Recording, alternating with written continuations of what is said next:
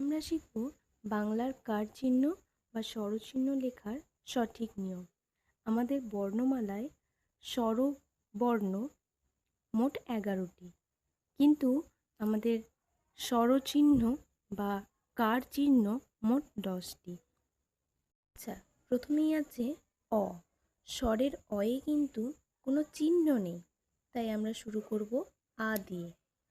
আয়ে আঁকা, এটা দিয়ে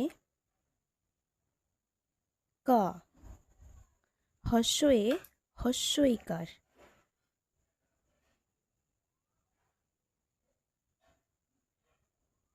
কি। দীর্ঘয়ে দীর্ঘইকার, কি। হস্যয়ে হস্যুকার, কু। দীর্ঘয়ে দীর্ঘকার, রিয়ে রিকার, রিকারে ক্রি। এ একার, কে। ওয়ে ওইকার, যেখানে আগে একার টেনে মাথায় এর যেমন সুর আছে তেমনি সুর দিতে হবে, কই। কোয়ে ওকা,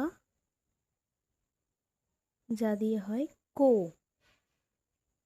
ওয়ে ওকা, যার জন্য আগে ওকার টেনে নিতে হবে, দিয়ে এর যেমন সুর আছে ঠিক তেমনি সুর দিয়ে কৌ। একবার দেখে নিই।